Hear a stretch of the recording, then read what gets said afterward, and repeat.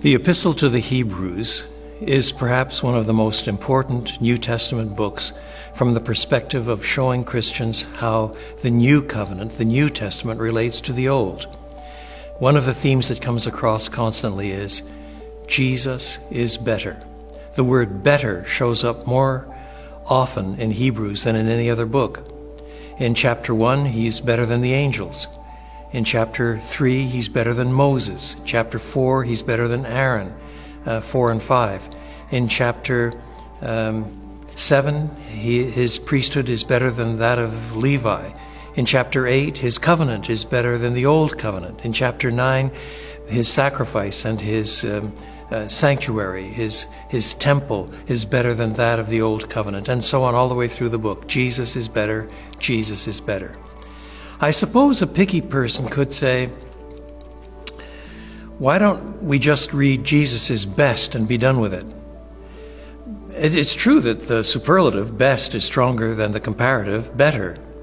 Yet there is something rhetorically powerful, something that is convincing when on every facet where you want to compare Jesus with what has come before, you make the comparison and say, Jesus is better.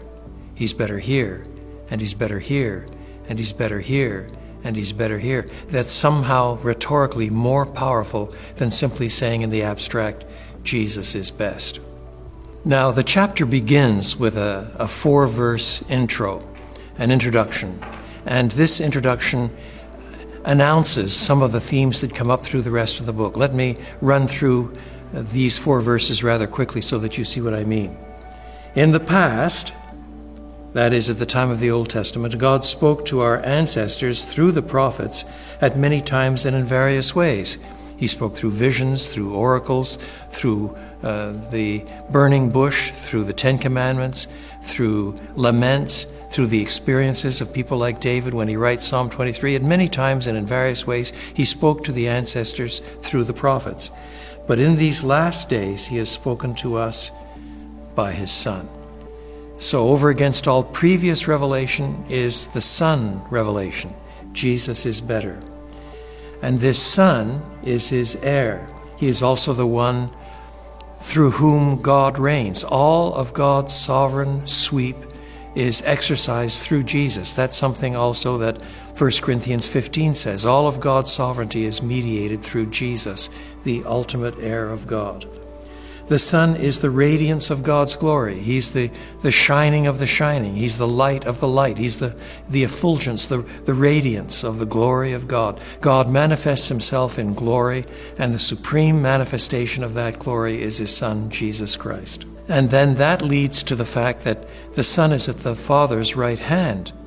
And he's at the Father's right hand because he is accepted there, since he has offered himself as a sacrifice to pay for our sins, to free us from the enslavement and guilt and shame and dirt of sin.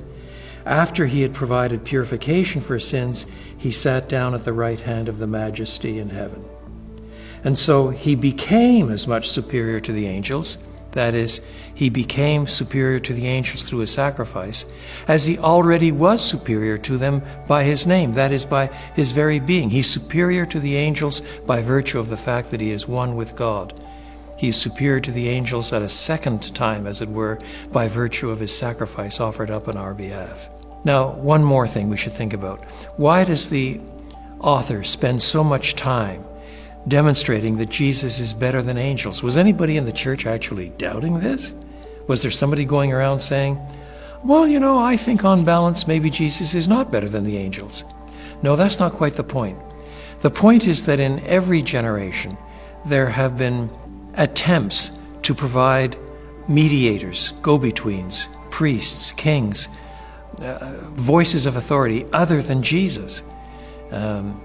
Even in English television, we have programs about angels and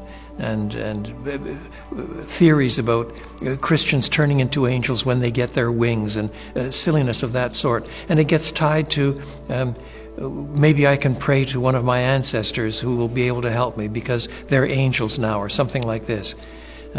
But over against all such claims of authority, of mediation, of being some sort of go-between between God and us. Against all such claims is the simple truth: Jesus is better than the angels.